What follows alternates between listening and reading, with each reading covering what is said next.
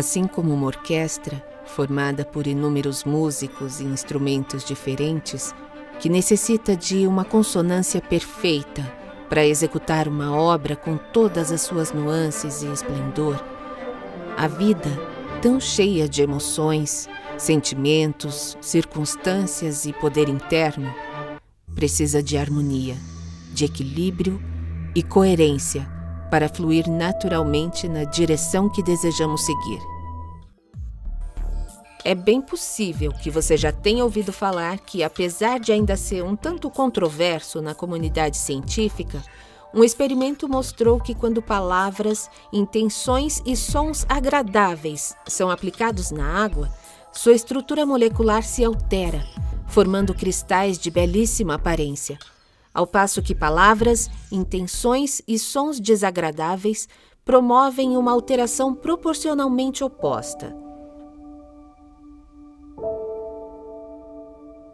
O que você está sentindo? Uma falta de interesse de continuar a conversa, porque eu acho que eu não vou conseguir chegar a lugar nenhum da onde eu gostaria de chegar. No momento em que algumas falas acontecem, trazendo alguns conceitos assim que eu discordo, dá a fisgada. Mas não é porque a postura de alguém aqui está provocando isso. Mas só de falar em algumas palavras, Quais alguns foram conceitos... as falas que te fisgaram? Por exemplo, meritocracia me fisga já.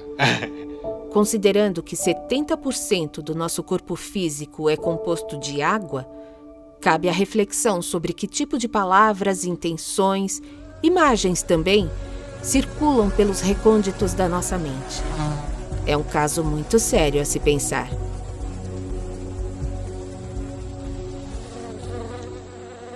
O impacto das emoções nas nossas palavras e, por consequência, nas nossas ações cotidianas é algo pouco percebido, mas de valor absoluto. Nosso comportamento é ditado por dois tipos de comunicação, a interior e a externa. A interior é relacionada com as nossas emoções e sentimentos. De acordo com a neurociência, a emoção está no campo da bioquímica, das reações físicas que os hormônios e neurotransmissores causam no ser humano. O nosso cérebro recebe e processa uma informação que considera relevante. Depois, o hipotálamo, que tem o papel de manter o equilíbrio das funções internas corporais, envia um comando para a glândula pituitária, para que sejam liberados hormônios e neurotransmissores em nosso organismo, com a finalidade de atender às nossas necessidades biológicas. A emoção criada pela informação recebida demanda essas necessidades. Dopamina, noradrenalina, serotonina, acetilcolina, ocitocina são só alguns poucos exemplos dessa nossa bioquímica. Observando os princípios da psicologia, o sentimento reside na seara das escolhas que fazemos sobre como reagir a um determinado tipo de emoção.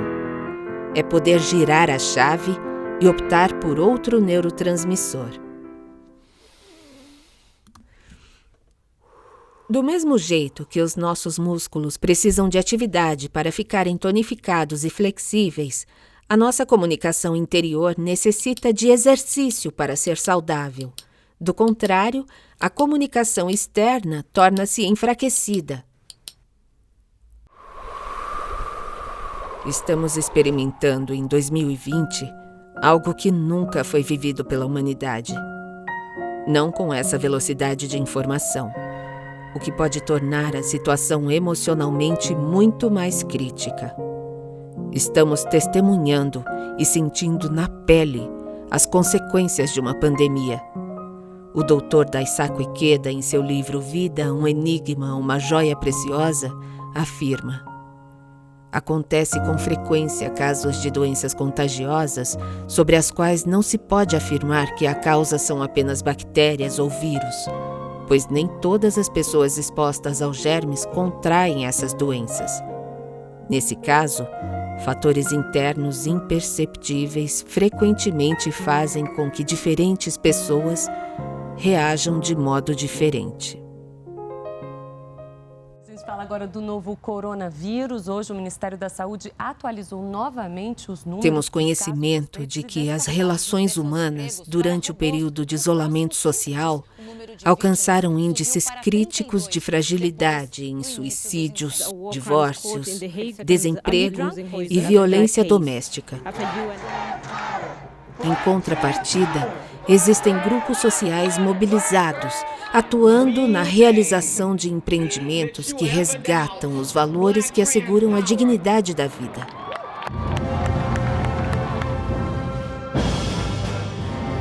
A questão proposta aqui é: o que em nossa comunicação interna traz como resultados escolhas que contemplem a dignidade da vida?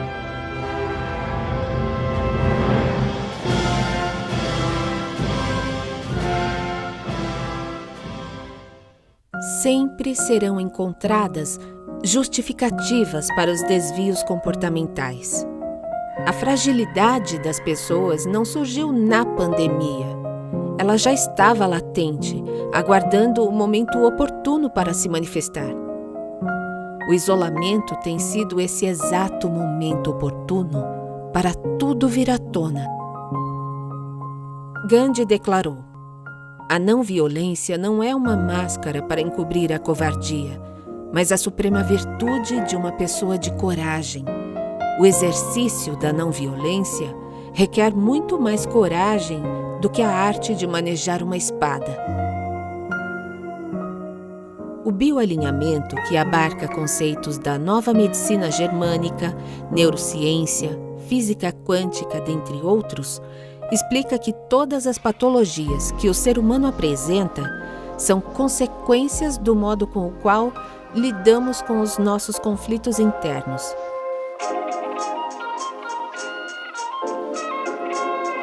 Explica que todo sintoma, físico ou emocional, é um mecanismo de proteção, onde o nosso organismo sabiamente multiplica o número de células ou necrosa parte delas para que possamos ganhar tempo e sobreviver. Até esse ponto não é doença, é mecanismo de proteção.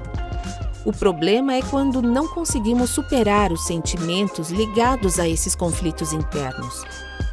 Quando isso acontece, iniciamos um movimento biológico em balanço, ou seja, o ciclo do conflito interno fica se repetindo indefinidamente.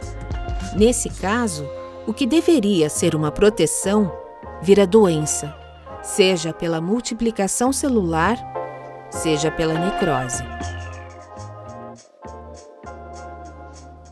Tudo o que é necessário para que uma casa funcione bem está dentro dela. Temos ou lutamos para ter a fonte de energia e todos os acessórios que consideramos necessários para viver com certo conforto e satisfação. O nosso corpo, se analisarmos com objetividade, é a nossa casa mais primordial. Sem ele, não pode existir vida. Pelo menos não até o momento. Precisamos avaliar quanto poder, quanta força, quanta energia somos capazes de gerar para exercer a habilidade de agir. Basta saber que esse poder é alimentado pelas nossas energias física e mental.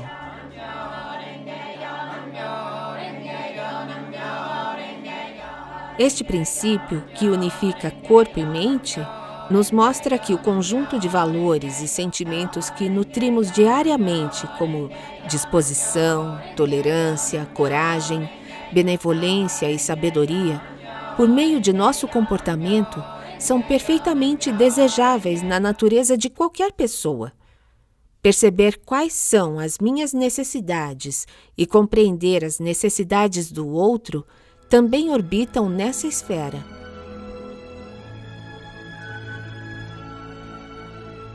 De acordo com a ciência noética, que estuda os fenômenos subjetivos da consciência, da mente, do espírito e da vida a partir do ponto de vista da ciência, a era moderna já se despediu da humanidade e estamos desbravando os primeiros vislumbres da era do conhecimento. Por meio da tecnologia, Temos acesso imediato e quase irrestrito a praticamente todo tipo de informação que quisermos. A ciência também diz que o nosso cérebro registra 4 bilhões de bits de informações por segundo, mas só percebemos 2.000 bits. A questão é, quais os bits que vamos escolher?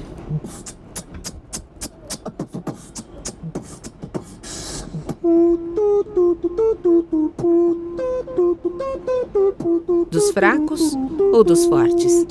Os que deixam a gente sentindo raiva, frustração, mágoa, ou os bits que criam valor em nossa vida interior e que, somados, um a um, nos dão ferramentas para tornar a nossa vida mais frutífera, mais feliz, mais potente.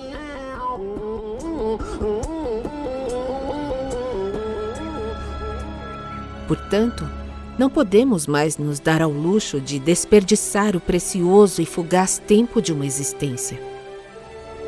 Precisamos identificar quais as tendências comportamentais que estamos cultivando em nossa vida interior para mudar a direção do destino, para criar o efeito visível que desejamos. Oi, meu nome é Karen Ramalho. Eu sou da Vila Romana, São Paulo, sou atriz e diretora em dublagem. Curiosamente, eu vivo da voz, eu vivo da fala, mas nem sempre foi assim.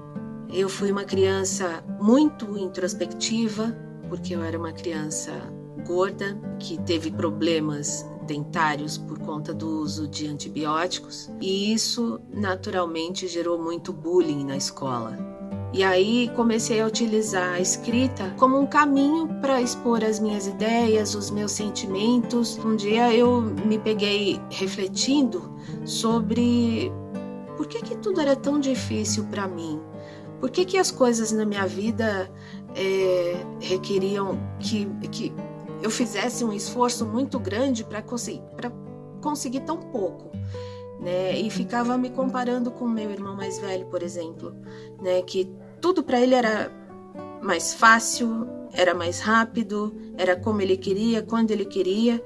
E aí eu fui perceber o meu primeiro conflito interno de forma muito consciente já, que era o do sentimento de inveja. Então foram passos.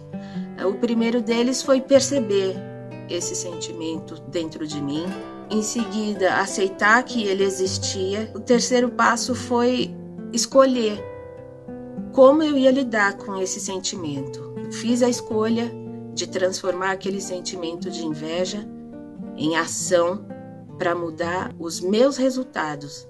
E é exatamente por isso que eu pensei nesse projeto. Está diretamente ligado com a forma que a gente se comunica com o nosso externo.